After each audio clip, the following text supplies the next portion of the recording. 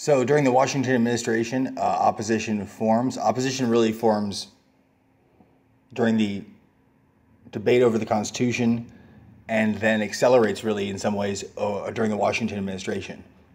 You may have heard, you were learning about in high school or wherever, that Washington was fearful of political parties, political factions. The political parties that are discussed in Chapter 8 are not really comparable to the political parties we have today as far as structure, as far as fundraising. The concept of campaigning, the way it's done today is not, if you hear about campaigning in the early republic, it is in no way really similar.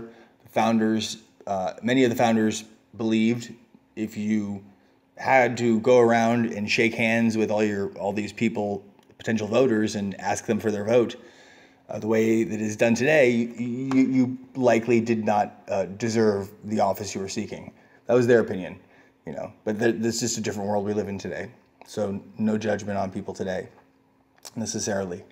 But political factions, right? Political coalitions, people who organize around similar issues, like, hey, we agree on this one issue. Hey, we actually agree on a few more issues. Hey, we actually agree on not liking the person who is president now. That's kind of an inevitable thing. And so you have a coalition that forms in opposition to the Washington administration, which you would call a federalist administration, but they're not called anti-federalists, right? They are called Republican. They're called the Republican Party, not the same as the Republican Party that exists today. They're also referred to as Democratic Republicans, and they're also referred to as Jeffersonian Republicans. It is somewhat complicated. It's like, Hannah Montana, Miley Cyrus, or John Cougar Mellencamp, John Mellencamp, for you folks from the 1980s.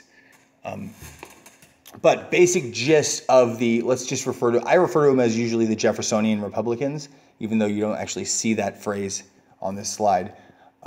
Big supporters of the French Revolution, which breaks out in 1789. Right? The Federalists want to model their economic policies on England, want to maintain, basically once the revolution is over, once Washington becomes president after the Constitution is written, they want to maintain as close of a relationship with England as they possibly can, right?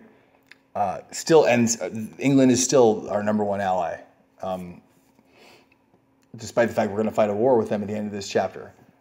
But the French Revolution, which is seen as at least initially in 1789, as an extension of the American Revolution, even more democratic, right? The masses overthrowing an absolute monarchy, not a group of wealthy, educated folks like the founders of our country, overthrowing their colonial association with a limited monarchy in England, but an absolute monarchy in France being overthrown by the people, right?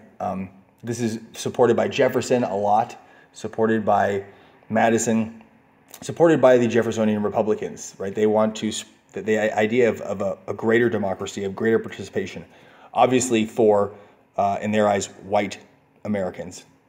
This does not include non-whites, particularly slaves. If you look at the bottom of this slide, the Haitian Revolution, which breaks out shortly after the French Revolution, there's a decade or so of war in Haiti that leads to, it's basically a slave uprising, a slave revolution that establishes Haiti as a republic run by former slaves. This is not supported by the Jeffersonian Republicans. It is certainly not supported by Jefferson, a slave owner, right? Many of the white Americans who support the French Revolution, who support these Jeffersonian Republican ideals, are fearful of the Haitian Revolution. So they oppose the Washington administration, particularly Alexander Hamilton's fiscal policy. But Alexander Hamilton's fiscal policy does get put into place. There is what is called the bargain, the Jefferson-Hamilton bargain in 1790. Jefferson agrees to throw his support to this plan that Hamilton has, to lend his influence to getting this plan put into place, so long as the capital, the national capital for this new nation under the Constitution, this new federal government, is in the South, which is where it is, right? Washington, D.C. is on the Potomac River in between Maryland, a slave state, and Virginia, a slave state. The upper South, right? It's not in the deep South like out Georgia, but it is in the South. They hoped that would help help Southerners maintain some sort of influence in the government, that have the physical capital in the South. And arguably that is what happens. Out of the first 16 presidents, 9 of them come from Virginia, right? So that is what happens. Washington, D.C. is designed as a capital. It is built predominantly by slaves. There are some indentured servants, some paid labor, free labor folks that also build it and work on it. There's a lot of debate over this. People try to downplay the amount that slaves contributed to the building of the Capitol, but it is in the South. So you have the Republican Party. You have these Democratic Republican societies, right? This is not like what we have today, where Jefferson and Madison have offices somewhere where people are phone banking or calling you, asking you for donations. There's talking points. This is a little more freewheeling, right? But it's these Democratic Republican societies, people with similar ideas, people with similar opposition to Washington get together, talk, discuss, write pamphlets. A lot of pamphlets being written, a lot of stuff being published. Early America, there are no real great novelists, no real great artists necessarily. There's this sort of America is seen as sort of a backwoods place by Europeans in that regard. But literacy is much higher in America. People read much more. They absorb these these pamphlets and political ideas.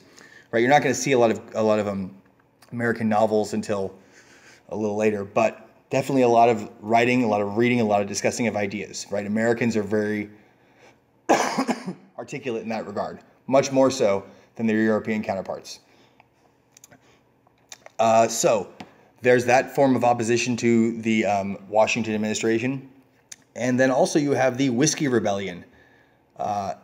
If this is not people who just drink whiskey and then start breaking stuff, right? These are the folks who are affected by the tax on people producing whiskey, people who grow corn and distill it into whiskey. There's a clip from a silent film we watched that I found. It's a tacky silent film and it's dated, but it's an interesting little clip there.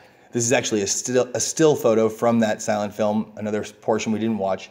This is a Liberty pole. If you remember the reference in chapter 5, chapter 6 on the Revolution, these Liberty poles where they would have banners and have slogans on them, right? Liberty and no excise, this one says. No excise meaning a specific tax on a specific good. In this instance, singling out farmers producing corn and distilling it into whiskey, right? They're being singled out. So what's interesting about this is the Stamp Act. If you remember chapter 5, the Stamp Act was a tax on across the board, right? Affected everybody equally, not just merchants, but everybody equally. And that is what really mobilized a lot of people in opposition to England. Here, the anti-tax movement comes from a specific group in western Pennsylvania and present-day Kentucky, right? Western Pennsylvania, Kentucky, which becomes a state. I believe it becomes a state in 1792. I can't recall. So it's western Pennsylvania, Kentucky, where a lot of whiskey is made actually nowadays. What's interesting is this Whiskey Rebellion goes from about 1791 to 1794. It is eventually suppressed. It is suppressed by the army, an army that is actually led into western Pennsylvania by George Washington. It is the only time that a sitting president has put on a uniform and commanded an army in the field, which is interesting.